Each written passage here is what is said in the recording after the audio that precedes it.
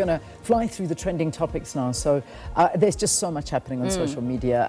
Stace, I've been trying to look at it, and this story shocked all of us. Oh, wow. Tetwa, obviously, there's no latest real updates that are tangible and substantive. All we know right now that his body was discovered outside a Paris hotel. The security window was forced open.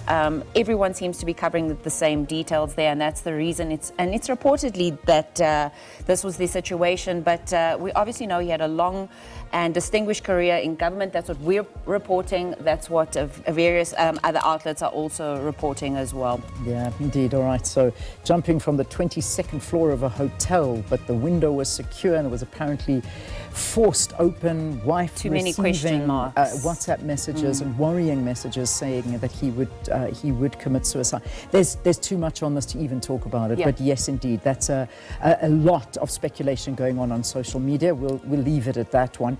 Brown Makottzi. I mean, this is just, I don't know where to even begin with Brown Makottzi, because there is just so much around this Brown Makottzi thing. WhatsApp messages, basically.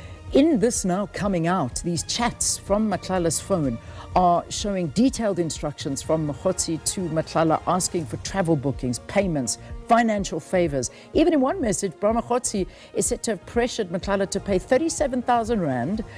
This was 25% of an outstanding 140,000 Rand into a travel agency. This was in December 24. Matlala then paid the remaining 111,000. I mean, it just carries on. The messages suggest Makottzi influenced or controlled processes around the 360 million Rand contract granted to a company linked to Matlala. That's the Medicare 24 Tshwane district for health services involved in the SAPS. I could go on and on and on, but there is just so much. Kani Mapanga is there. She'll tell us more about this, but this is a massive bombshells that were being dropped there, and the actual WhatsApps yeah, and then obviously that it's also closely linked to why the story has still been trending in terms of corruption. The Tembisa Hospital has not stopped trending for the last 2 days. It's based on the SIU reports, linked to 816 million Rand syndicate, and then obviously allegedly targeted a 1 billion Rand Northwest Health Department catering tender. That's still trending 2 days later. Yeah. Eskom. Amazing. If I may just add onto this particular story that you just said. With Tembisa Hospital. The Tembisa one. I'm reading a story now that News 24 are talking to, and they are saying that Hangwani Morgan Maumela, known as the tender don of Tembisa Hospital, was paid 820 million in 2 years through a network of front companies. Now hear this. While under investigation by the Hawks and the SIU for procurement fraud, one of the proxy companies bid for a lucrative Northwest Health Department catering tender, and their investigation at News 24 reveals that fake documents were used in this particular bid. So there's a big drop of a story that I saw from News 24 related to this Tembisa one. And then, of course, Eskom, we'll talk about that in the next hour on the program.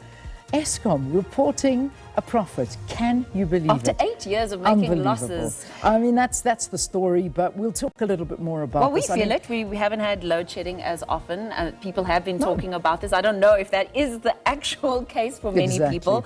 But again, it is something to celebrate. We do criticize often. So if those are the facts, we do have to celebrate them in that tiny moment.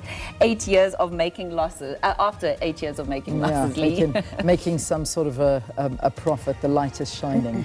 Excuse the pun. But there we go. That's Eskom. We'll talk about it later. We'll talk about it in the next hour of the program.